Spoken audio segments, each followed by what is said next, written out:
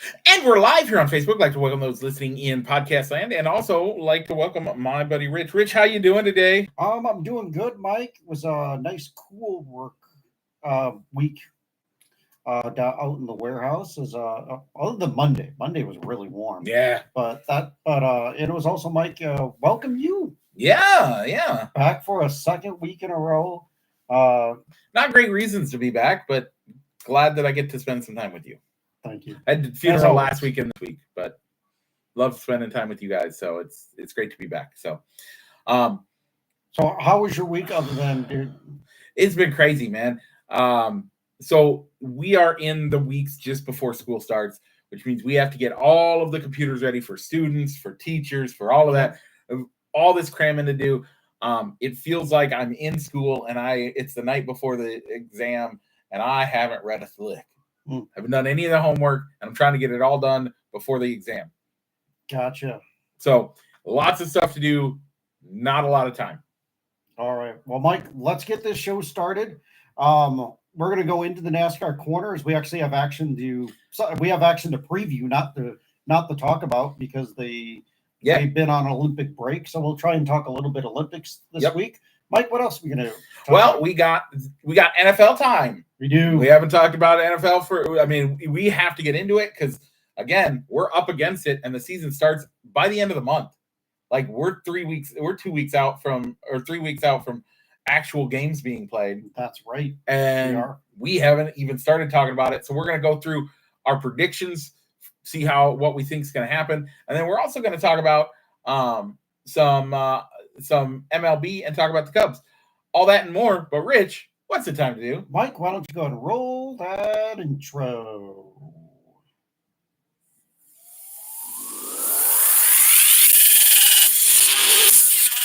Broadcasting live from somewhere in Iowa. This is Balls and Sticks, the podcast, with your hosts, Mike and Rich.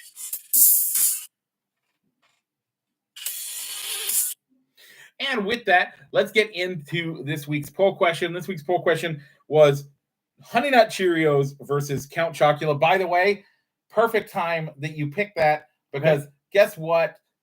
When we were at Sam's last Sunday on our family reunion trip with Danielle's family, guess what was on the shelves? Count Chocula? Count Chocula, baby. All right. So I went with Honey Nut Cheerios. I've never had Count Chocula. I don't see myself having it, mostly because we just don't keep cereal in our house anymore. And so I went with what I knew and what I liked. So I went with Honey Nut Cheerios. Mike, where'd you vote go? I voted for Count Chocula. Okay. Count Chocula, baby. There were 12 votes this week. All right. Thank you very much for everybody that participated this week. Speaking of which, the 4 votes for Count Chocula, meaning they lost. So the losing votes are Sue Hart, Kaylee Frank, Tyler Allen, and me. The 8 votes for the winning Honey Nut Cheerios go to Solomon Stroop, Greg Sackerson, Josh Hendricks, Keaton Werner, Michael Mueller, Jason Flanker, Craig Johnson, and you, Rich Hendricks, all voted for Honey Nut Cheerios. Honey Nut Cheerios moves on this week. And what is this week's poll question, Rich? This week's poll question will be an omelet your way. Like, think of like you're going to a make your own omelet station. Chef will make it any way you want with the toppings. I always pick them out for that one, by the way. I'll tell you that story next week. Yeah, and we'll go brisket breakfast tacos, and we'll explain in next week's discussion on our poll where the brisket breakfast tacos came from, but they did win the previous round the last time they were on our poll. So that will go live on our Facebook pages, which is Fans of Balls and Sticks and Balls and Sticks. And Mike and I usually share the post as well. So make sure to hop over to Facebook and vote in that poll and share it. Yeah, that helps gets it out, gets the poll out to more people. Yep. So Mike, do you see what's coming up next? Is it a left turn, Rich? It is a left-hand turn, Mike. And after that? It's another left-hand turn, Mike, and tell them why. Because we're heading into the NASCAR corner, presented as always by Triple I Sports Cards Incorporated, Moline, Illinois. Check them out for all your sports memorabilia needs in Moline on 5th Avenue or on their eBay store. Once again, that is I Sports Cars Incorporated. Rich, we are heading to the Cookout 500 in Richmond. That's about all we have to talk about in NASCAR. I have the honors, I believe. You do? I'm going to pick Martin Truex Jr. All right, Mike. I don't necessarily want to see him win, but I need to make up some ground in our head-to-head standings as I'm down by, I think, 3 right now. And so I'm going to go with Denny Hamlin. He seems to always finish in the top 5 at Richmond. So I like my chances this week, even if I don't want to necessarily see him do well. Well, we have an almost NASCAR Corner related topic, but take us out of the NASCAR Corner, and then we'll go into the almost NASCAR Corner. Yeah. So that was the NASCAR Corner presented by I Sports Cars Incorporated, Moline, Illinois, and you can also find them on the eBay. It's I Sports Cars Incorporated. So, Mike, this week, just last week, I think just yesterday, MLB confirmed that they are going to stage a regular season MLB game at Bristol Motor Speedway. And they're calling it the Speedway Classic, and it's going to pit the Cincinnati Reds and the Atlanta Braves. I like it. I want to see it. Now, this isn't the first traditional sporting event that we've seen at Bristol. We've seen the University of Tennessee played in Bristol against, was it Alabama? I'll look, but the one thing that I like the idea of it as it'll be the first MLB game in the state of Tennessee. Oh, I like it. They've had minor league baseball, but never regular season. I mean, they have the Smokies. They have the Smokies. You got the Nashville Sounds. The only one I care about is the Memphis Redbirds. Yeah, the Smokies are the Cubs affiliate, if you didn't know.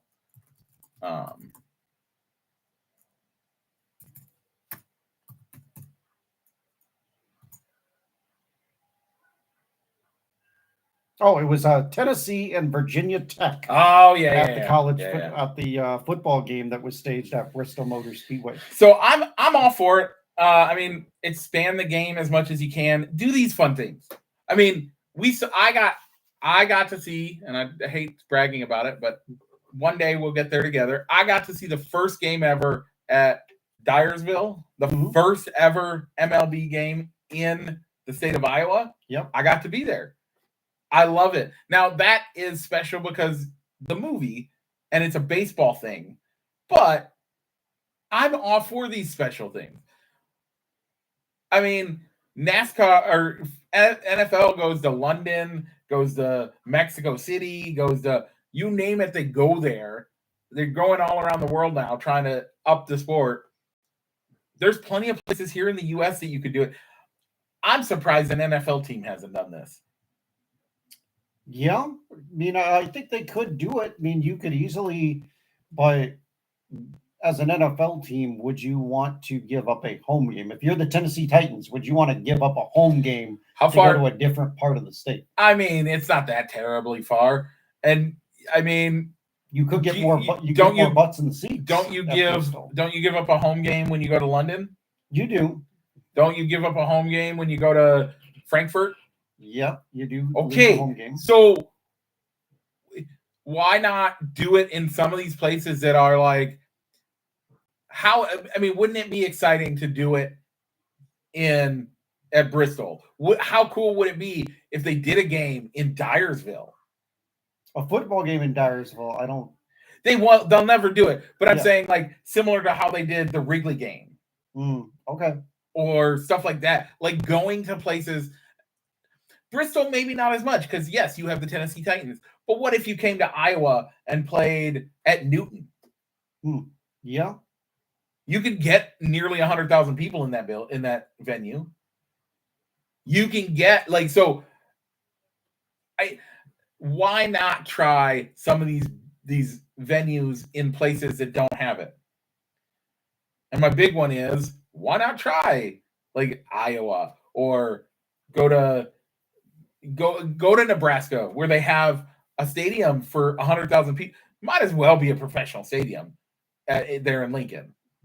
You probably do the same thing with Oklahoma. Go to the right. You could go to any number of like a lot of these college stadiums are now on par with professional stadiums. Why not go there and especially like Alabama, Oklahoma, Nebraska, Iowa, these states that don't have it, but would come out and support the heck out of it. Wouldn't you love to see an NFL crowd doing the wave, doing the Iowa wave? I think that in and of itself would be worth, would be enough. It would bring goodwill to the NFL because people love the wave, and B, it would be like it. For me, I have a hard time with the NFL going overseas to do stuff when there's plenty of places here in the States that have no chance of ever getting an NFL team. But they have stadiums that could host an NFL game. So maybe how about Pasadena? Yeah, at the Rose Bowl. They've had Super Bowls at the Rose Bowl. Or why not? Yeah, let's do the Super Bowl. So here's an idea, Mike. Yo. The NFL is talking about doing an 18-game schedule. Yep. Each team, instead of having that, having a potential to where on even years you get 8 home games and on odd years you get 7. It'd be 8 and 8. It'd be 9 and 9. Okay. So anyway, but right now at 17. So why not at 17? Why not have one neutral game site? Yeah. Every team has to have a neutral game site, and every team does a neutral game site at a college stadium. I wouldn't say it at a college stadium, but you could do it to where if you are not scheduled to go overseas, like you play a game in Germany or England or Brazil, you have to schedule a neutral site game somewhere in the country. I love it.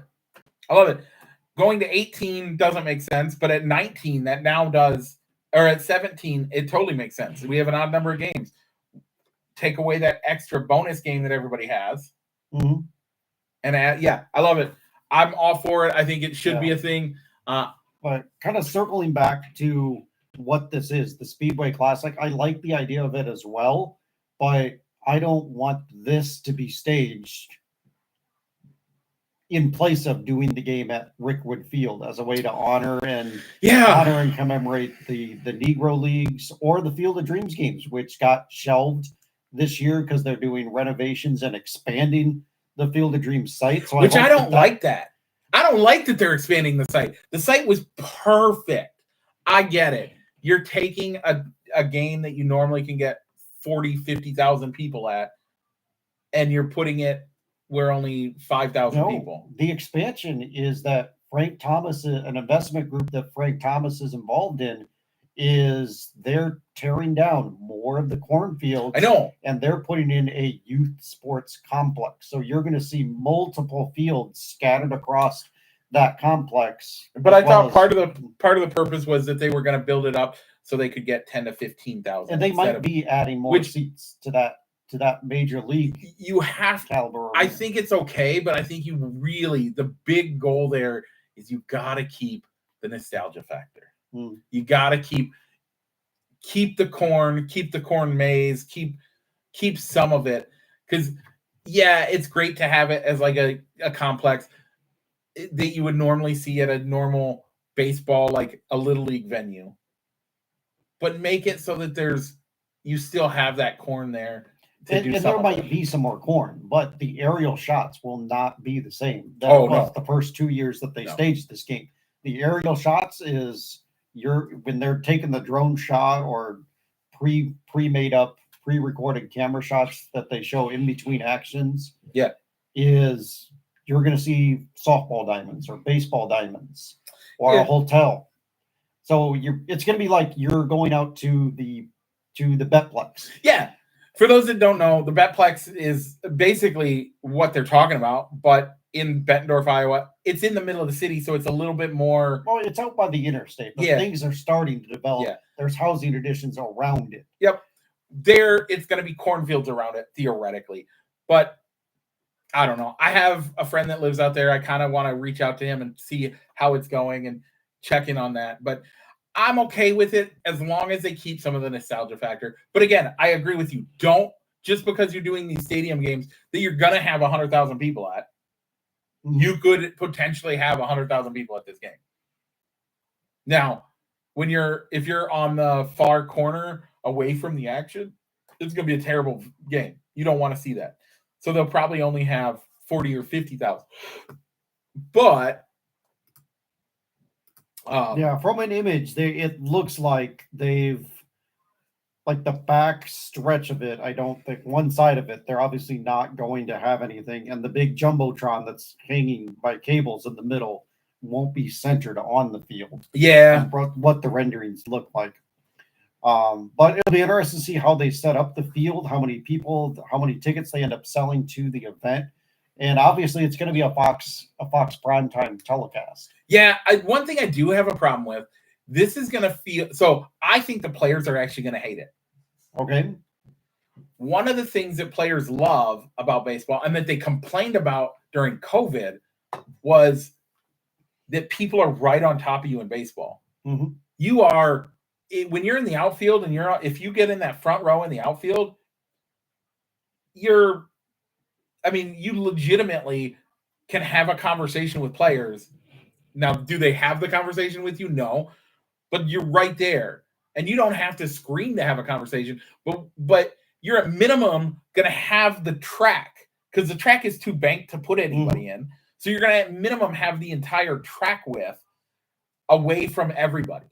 Yeah, in the renderings, it looks like they are going to build up some seating behind home plate for those premium seats, but you're not going to have the people down the lines in the outfield. They're going to be really far away from the action. Do I still love the idea? Yes, all day. I want to do it. But I think it's going to be rough with that distance away. It's going to feel weird. If I could get tickets, would I go? Probably. But am I going to go out of my way to get tickets? Probably not. Yeah, me too. So with that, let's head into the rest of the baseball. Cubs played 2 against the Cardinals, 3 against the Twins, and 1 against the White Sox. Rich, how many did they win? Ooh, I got to look that up. I always forget to put that in the outline. Yeah. But Mike, I know they split those 2 games with the Cardinals. They beat the Sox last night. And I thought they won 2 against the Twins. I think they did do 2 of 3 against the Twins, and they did. They won the 2 games. You were right. It was 4. But we got to watch the end. I got here to watch the end of the game. You seemed to watch the whole game. I had the game on last night against the Sox. At one point, while I'm driving, I get a notification that says they're up 7-0. Mm-hmm. I pull into your driveway. I get into the house, and it's 7-6 with 2 on in the bottom of the 9th. Yep. This is the team. Bases loaded with 2 outs in the bottom of the 9th eventually. This is the team that just had a 21-game losing streak. Yeah. How is it that close? Baseball. No, it's the Cubs are that bad. Come on, bro. You know it's true. Baseball. The Cubs are that bad. It's true. I know it sucks to admit it.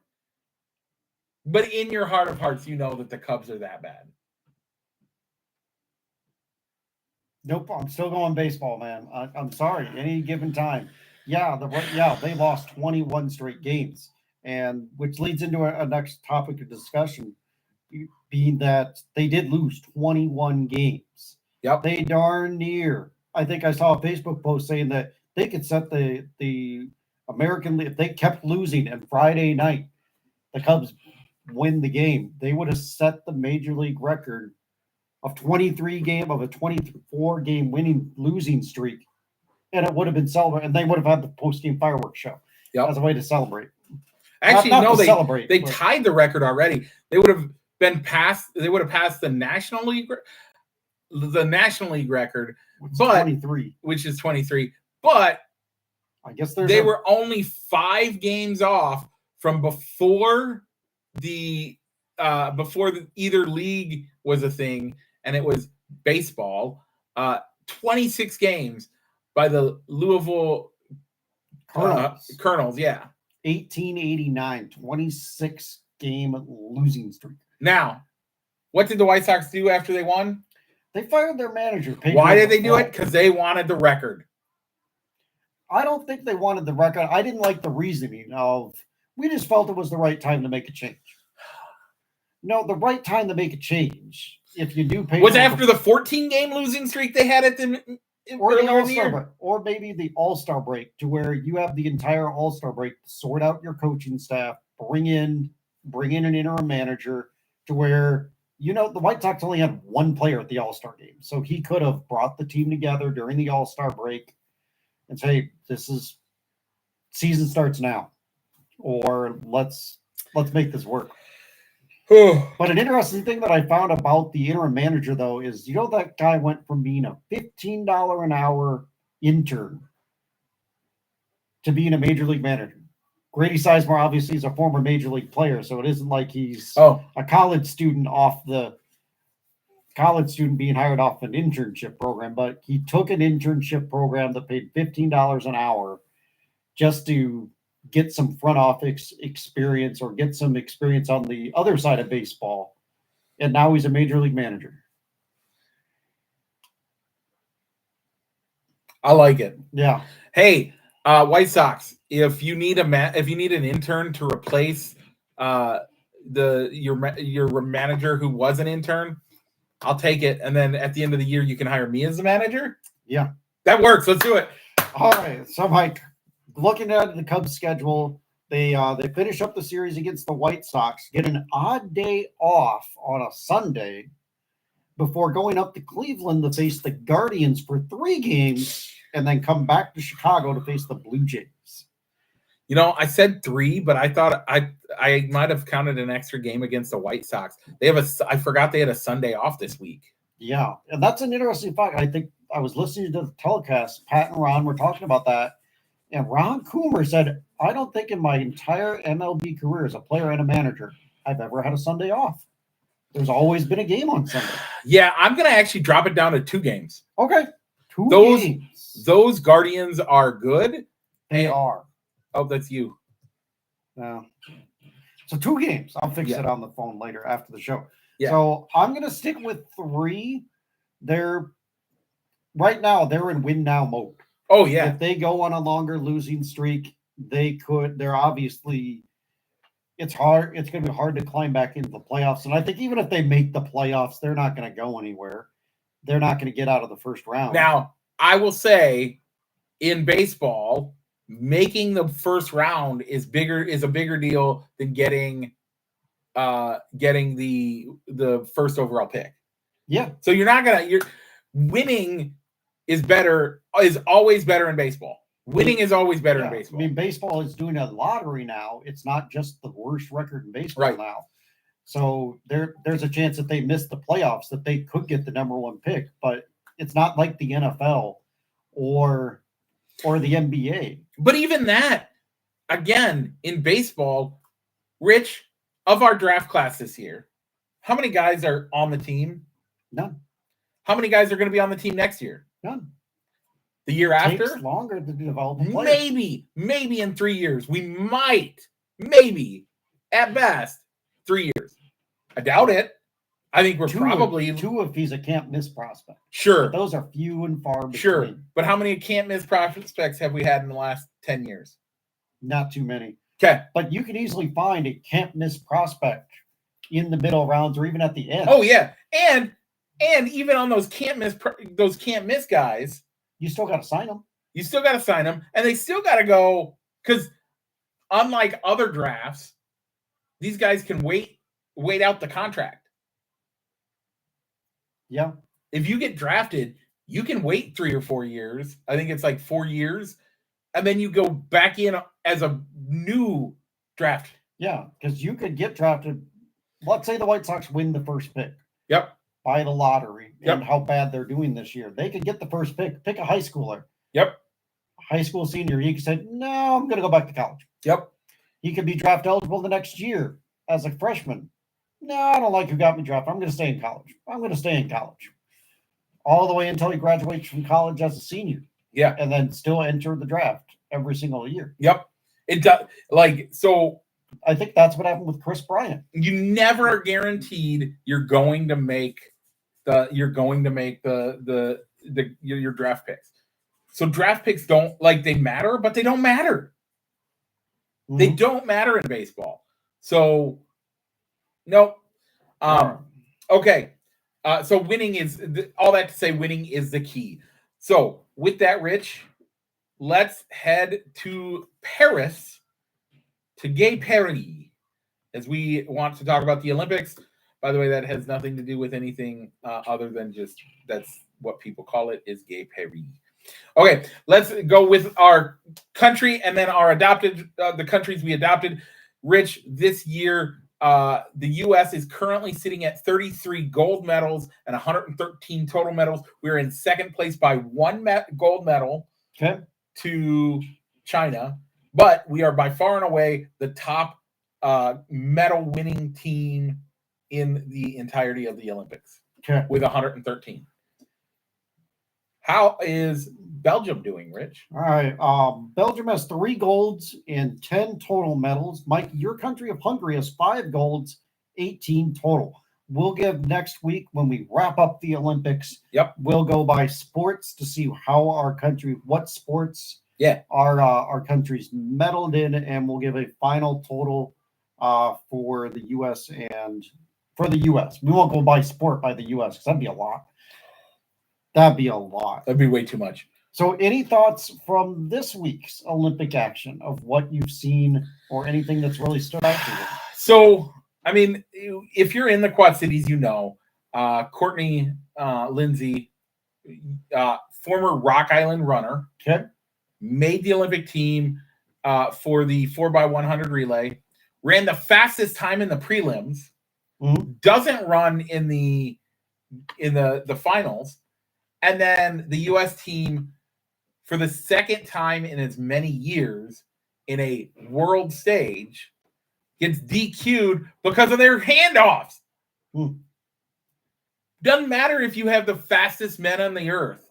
You could have the top 5 fastest guys on the earth. But if I can't hand you a baton, means nothing. And the U.S. proved it this week, as they would have been by far and away, they were top medal contenders, and they lost it because either they didn't practice or they didn't get good enough at the baton handoff to make it work. I have a problem with that. You had 4 guys that struggled, but they made the handoffs. You replace those guys, and you still they drop it. They drop the baton. They literally, I don't know if they literally did. I didn't watch it, but they literally fumbled enough and got DQ'd to the point where the U.S. does not get a medal in it. Just too bad. I haven't watched. It's a part of the discipline. That's about the only thing I cared about this week. That and the diving is great, but we can talk about that next week. I mean, it's weird. Like, diving is one of the few judge sports that I feel like I legitimately have an understanding of, because in high school, as a swimmer, you had to watch diving 90% of the time, and you learned how to judge, and you learned what judging was. And at times, not when you were in a competing mode, but you would judge diving. So I have judged diving as an official judge in high school diving events. I've done it. I understand how it works. So I get it. So I like it a lot. All right. I don't think I really watched much Olympic action this week. It was a down week. Watched a little bit with you this week, but last night and this morning. But that was really about it. Yep. So we'll talk more about the Olympics, wrap it up next week, as the closing ceremonies are tonight, as well as kind of preview where the next Olympic action will take place. But Mike, now it's really time to get into the meat of our show, which is the NFL, where our bread and butter really is. It's so good. The bread and butter of our show. Are you ready for it? Are you hyped for the football season? I am. I'm looking forward to. I've already started looking at. Fantasy football is next week, but I've already been having fun as in time wasters doing some mock drafts. Yep. To kind of see what my team could look like depending on where I'm at in the draft. But we're just talking the Bears this week. Okay. If you are in the fantasy football, that's going to be our topic next week, as we're going to be looking at the top 6 at every position, as well as maybe some sleepers in our opinions, and maybe some guys to avoid, or what we like to call buyer beware. Yep. Maybe not draft them, but no, I have one that I will never draft. Okay. I wouldn't draft even if I was picking for my worst enemy. Okay. But do not draft, but just maybe lower your expectations. I have one player right now on my do not draft list. Okay. Find out next week who those are. So, Mike, we're talking about the Bears before we go into the full schedule, win or loss. Let's get the elephant out of the room and probably get up on your soapbox if you need to, Mike. Is Eberflus on the hot seat? Better be. Okay. I don't understand how he's not. He got the number 1 quarterback in the draft. The person that people are saying is the biggest game changer since, hear what I'm saying, the biggest potential game changer since Aaron Rodgers. Now, I didn't say Tom Brady, because when Tom Brady entered the league, nobody thought anything of it. See, I've heard that Caleb Williams is his comparable as Patrick Mahomes, supposedly. I've heard that too. But either way, a guy that can completely flip his team over. And again, Aaron Rodgers didn't have to do that because he came off of Brett Favre. But what I'm saying is he's got the talent. He is potentially the greatest quarterback that the Bears have ever seen. Yeah, I can agree with that. And you do have the added pressure of, can Caleb Williams do for the Bears what C.J. Stroud did for the Texans last year, where they made a surprise playoff run? Yeah, either way, if he doesn't, if he's not on the hot seat, if they lose more than, if they're lower than a 25% winning percentage, and Eberflus isn't fired, I don't know. There's no excuse. See, I don't think that he is on the hot seat. He has to be. Well, how many years has he had to put this in place? I think one of those years wasn't. You can't count year one of the Eberflus era, because that was the teardown. That was the Ryan Poles teardown year, where everything was getting torn down, and they were building the franchise back up. Yep. 2 and 3, yeah, when you had Justin Fields, but did Justin Fields have the team that Caleb Williams has around him? No.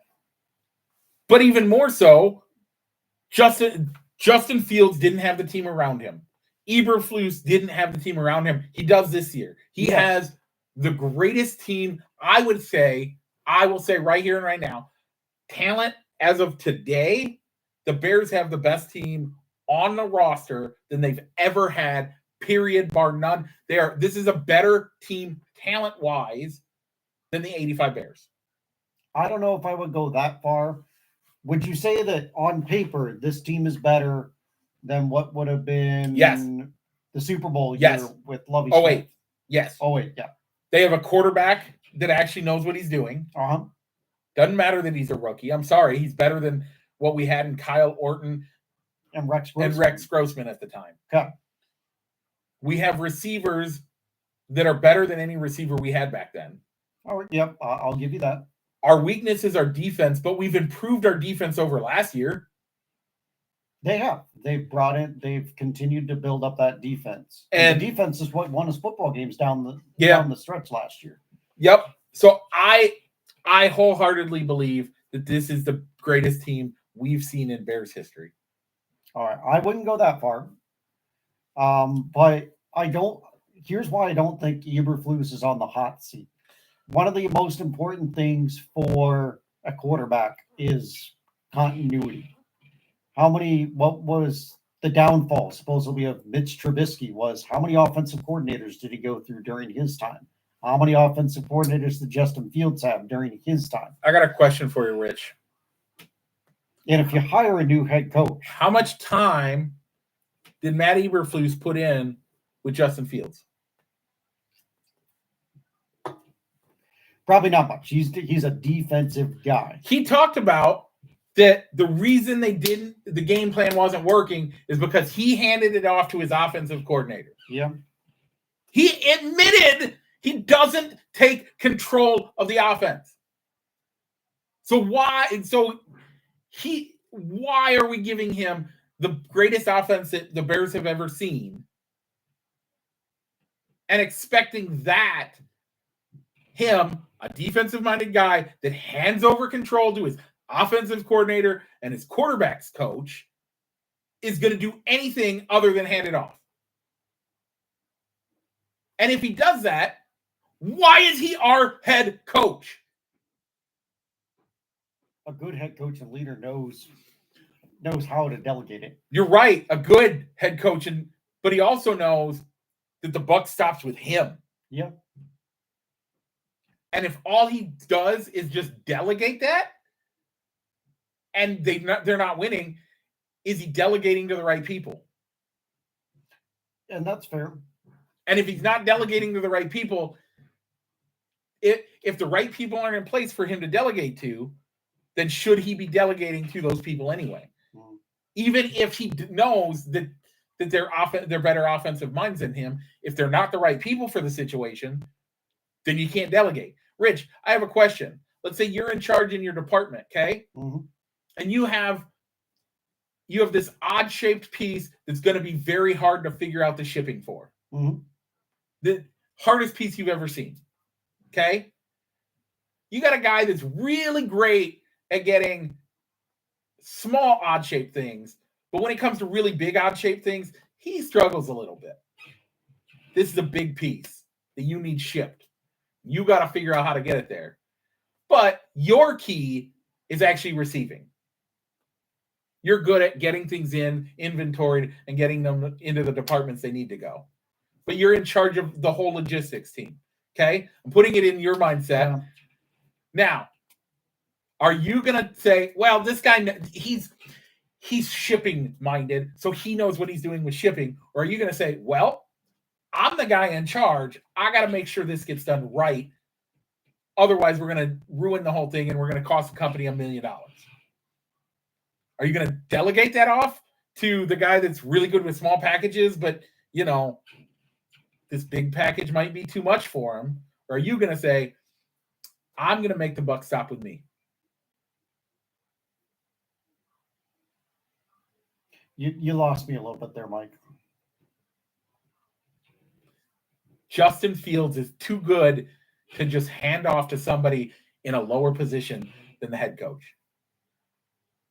Or Caleb Williams. He's too good to be delegated and relegated to just dealing with the offensive coordinator and just dealing with the quarterback's coach. That's what I'm saying. All right. It's too big of a deal. If you have $1 million part that needs to go out, you don't hand it to a guy who the leader of the group needs to make sure that is handled correctly, and not just say, I gave it to my team. Okay. So I don't know, but if from a front office point of view, if you're wanting to have continuity, where you're not changing offensive coordinators and wanting to have the same type of schemes, if you bring in a head coach, which the Bears never spend for top end, what we would consider Smith. Okay, stop, Mike. Yeah. Back in 2007, when they hired Lovie Smith, did you know who Lovie Smith was? Yes. When they hired Mark Trestman, did you know who he was? Yes. You knew who Mark Trestman was when they hired him. Wasn't Trestman the Canadian He was football coach? But yeah, that's an outside the box hire. He is, but I love Canadian football, so I knew. Did you know who Dick Duran was? No. You knew who John Fox was? I did know who John Fox was. I thought that was going to be our key. It failed us. It didn't work out in the But long run. with that being said, So I'm sorry. I'm giving to sorry. you. I don't think that. Why is he not in the hot seat? I'm gonna shut up. I think he's not in the hot seat because they have the talent there. I think they want the continuity, and I think now it's up to him to show what he can do. But because he's got the rookie, potentially a rookie wide receiver and a rookie quarterback, he's gonna have. This isn't the hot seat year, in my opinion. I think year 2 of Justin Field of the Caleb Williams year, that's going to be the hot seat year. He saw that Luke Getsy wasn't working out. He replaced Luke Getsy, hopefully Shane Waldron, who had a decent year with Russell Wilson under center, but year 2 and 3 of him in Seattle wasn't the best, and that's why he's no longer working in Seattle now. So hopefully he learned from those years. And I mean, in a way, I like to think that they hired the right offensive coordinator to run that offense, but I'm still at a wait and see. Okay. I don't think he's on the hot seat this year. Next year, yes. So if they miss the playoffs. If they don't make the playoffs in year 2. I'm just going to ask you one question, and then I'm going to be done with this entire topic. If you're saying that the problem last year was that was a bad offense, a bad offensive coordinator, and you're saying that the solution was getting a new offensive coordinator, why didn't you keep Justin Fields if he was a top-tier quarterback? Caleb Williams. Well, okay. On paper, is Caleb Williams better than Justin Fields? Potentially, yeah. Okay. But I still think Justin Fields was the right man for the job.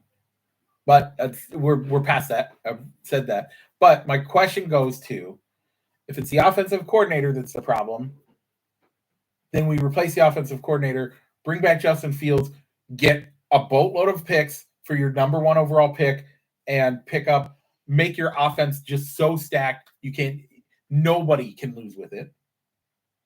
And then if Justin Fields still isn't developing, then you go and look towards maybe drafting another quarterback at some time. But at least give him a fair shake. You're saying that you didn't give him a fair shake because your offensive coordinator wasn't right. Yep. So then we change our offensive coordinator. Now we have this new offensive coordinator that you're saying is the reason why the team's going to be better. Let's potentially be better, yeah. Let's give Justin Fields the option. But then we did that, and then we went and we said we're also going to get the best offense we can. So if it gets better, who gets the credit for it? Is it Matt Eberflus? He probably will reap the Does benefits. he deserve it? No, probably not. Then why keep him? I don't know. Why keep him? If he gets the benefits when they win because they put a better offensive coordinator in and they bring in a better entire offense. They built an offense this year. If he's not the reason they're doing better, then why are we keeping him anyway? You know who gets the credit? Ryan Poles. Caleb Williams. Or Caleb Williams. He was the difference maker. Okay, with that, let's leave that. We've kind of beat that horse where we are right now. Let's get to wins and losses because we're at 43 minutes and I'm hungry and I'm sure you're hungry. And let's do this. All right, so week 1. Titans Bears. In Chicago. In Chicago. Opening week. I got to give them a win on this one. The Titans are a developing team. They have they're adjusting to a new head coach, new offensive coordinator, and here's a problem. They essentially have a rookie quarterback as well in Will Levis. Yep. I like it. I like it as a win, but did our defense improve enough? And I think they did. I'm going to give them a win. All right, Mike. Week 2, they're going to Houston to take on the Houston Texans. So this is going to be the Caleb Williams CJ Stroud game. Yep. I hardly agree. I'm giving him a loss. I'm going a loss too. They've improved their defense. I really like what they've gotten with Joe Mixon, a running back. Texas is going to be the Texans are going to be a huge team this year. 2 weeks when we give predictions for playoffs, watch out. All right, Mike. Week number 3, they stay in the AFC South, but they go down to Indianapolis to take on Anthony Richardson, Jonathan Taylor, and the Indianapolis Colts. Yeah, that's a win. You think it's a win? I think it's a win. I think the Colts have not done enough to improve their team for me to believe that they're going to lose this game. I'll go with a win as well. Richardson's a good quarterback, but he's still a little raw, and I think that they're still developing. Yep. So I'm going to give him a win for Mike. Mike, week 4, the Bears kindly come back home and welcome in the LA Rams. Yep. I know what I'm doing. What are you doing? I think it's still going to be early. So it's going to be warm weather still. Yep. It's not going to be cold. And their veterans like Stafford and Kyron Williams and Cooper Kupp will still be healthy. I'm going to give them a loss on this one. I think the Rams are the most overrated team this year going into the preseason. I'm actually going with a win for the Bears. All right.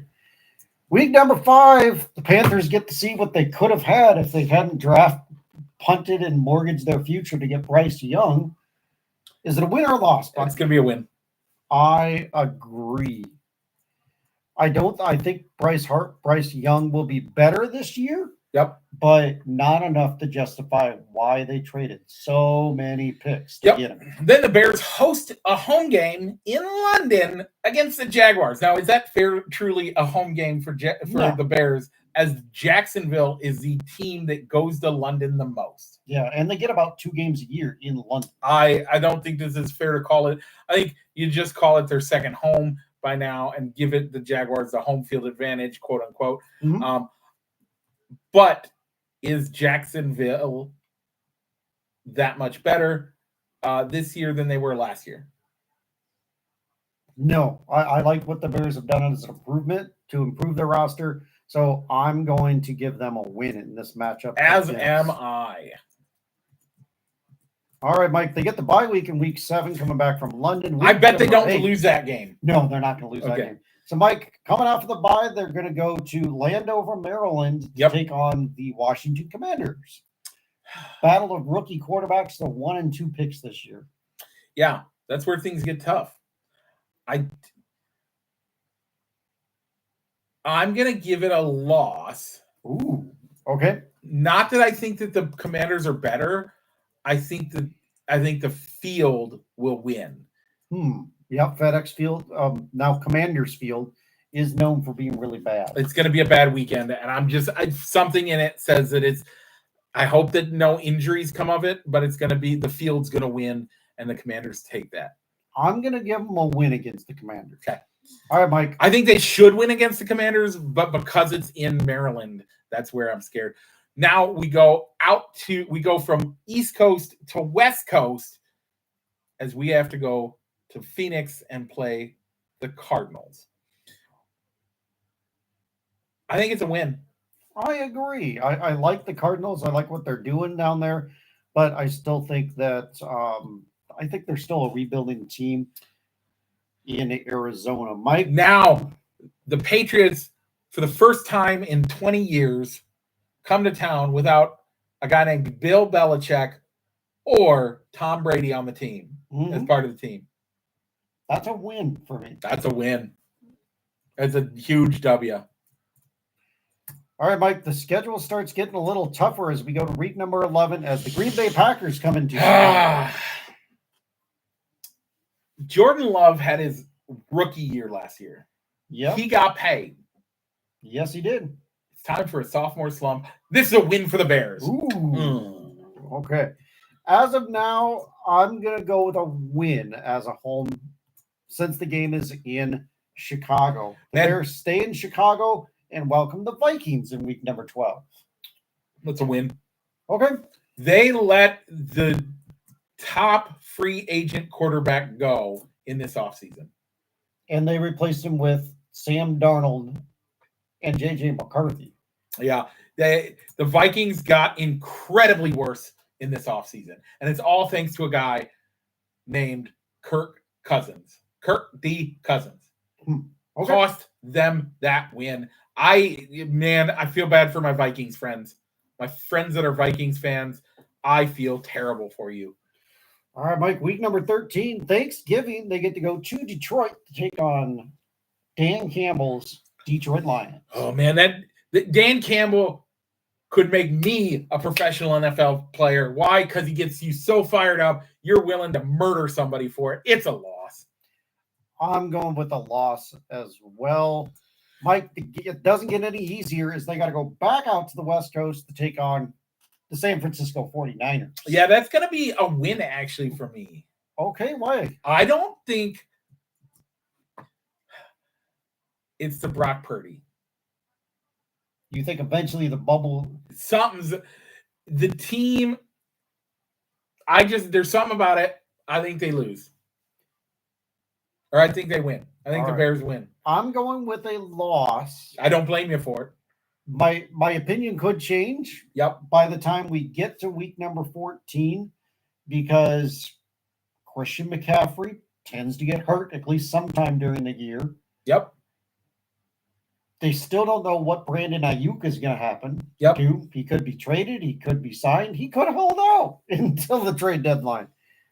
Maybe. So that could change, but the team that I see on paper, the Niners are better. So I'm going with a loss. Mike, where are they at in week number 15? They go up to Minneapolis for the Vikings. I was going to see if you wanted to go to this game, but then I looked at what the weekend is, and I don't think you're going to be available that weekend. So I'm going to give it a loss. It's as much as I think that the Vikings got way worse in this offseason. I think it's a home game for them, and they love their home games. I'm going to say I think that they can. I'm going to have to give it. At this point, with the schedule getting harder, I'm going to give them but a win. I think that I think by week number 12, J.J. McCarthy could be under center. And if we get the same Bears defense that we saw that ended the year on that hot streak, if they continue that trajectory, and at this point in the year, they're going to need to win some football games. Yep. So coming off a 2-game winning streak, I'm not going to go 3 in a row. Two-game losing streak. Yeah, 2-game losing streak.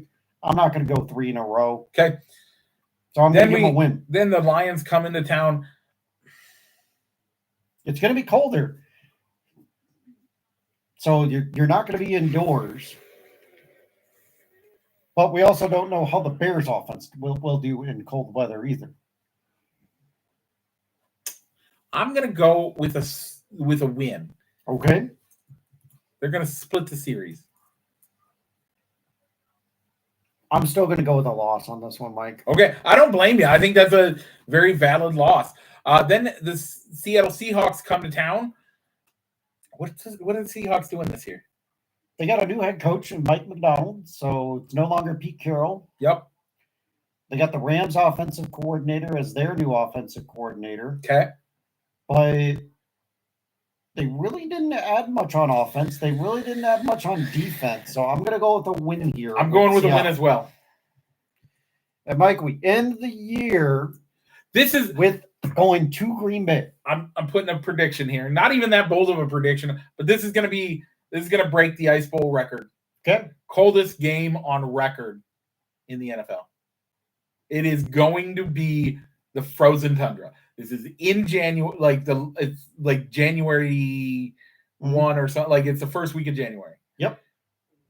It's up north in Green Bay. It is going to be negative 10 degrees that morning. I guarantee it. All right. So is that going to be a win or a loss? It's going to be a loss. Okay. I'm going to go with a win. Okay. Because our star defensive player, Montez Sweat, said, I am not going to go to Green Bay and lose anymore. Okay, let's do it. You're saying that a sophomore slump is going to happen with Jordan Love. Yeah. All right, Mike. So final tallies, Mike. You have 2, 3, 4, 5, 6, 7, 8, 9, 10, 11, 12. You have a 13-4 record. Yep. Okay. Meanwhile, I have 1, 2, 3, 4, 5, 6, 7, 8, 9, 10, 11, 12, and 13. 12. I have 13 as well. No, you have 14. You have 12 and 5. Okay. So Do they make the playoffs? no. Okay. I'm going to know for the playoffs. Now, the way that we do our NFL action is each week we cannot pick the Bears. We pick the Bears game every single week. It does not qualify as a lock pick. It cannot qualify as an upset pick. Correct. So we are able to change our win-loss totals on a weekly basis. Yep. If they go to if they show up the first 3 weeks and are in the toilet, we can let them lose the rest of the season for all we care. We can keep going. We can do a loss. Yep. When we preview the game. Or if they come out and they win the first 10 games of the season without breaking a sweat, we can let them win the rest of the season. Either way. With that, Rich, it's about injuries happen. Or injuries or any of that. Rich, do you have any shout-outs for this week? You know what? I don't have any shout-outs this week. I do. Okay. I did it last week, but I'll do it again this week. Wednesday was my wife's birthday. Happy birthday, Danielle. Yeah, happy birthday. So thanks for always letting Mike do this show every week.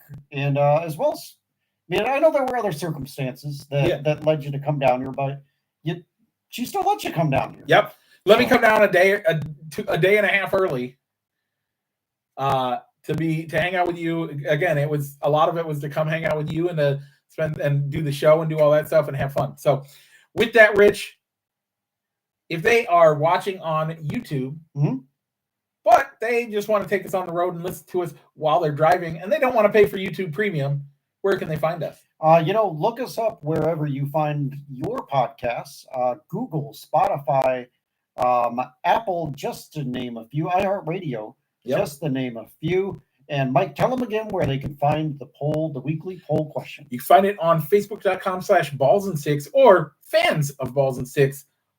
Either one of those groups or Richard and I's personal ones. Check it out there. And I'm going to try to get these posted on Facebook, at least share them on Facebook. Mm-hmm. That way people realize that we've moved over here and they know where to find us. All right, Mike. So fantasy football next week. So if you're a fantasy football player and you want to know Mike and I's opinion of where we rank our top players, I'll give you a tip. Next week. Listen to this guy. He's a genius when it comes to fantasy. Not really. This guy, I've had a couple good, decent years the last couple, but I'm never that great. The problem is my ADD, I forget to check it every week. So anyway, with that, Rich, go ahead and roll that outro.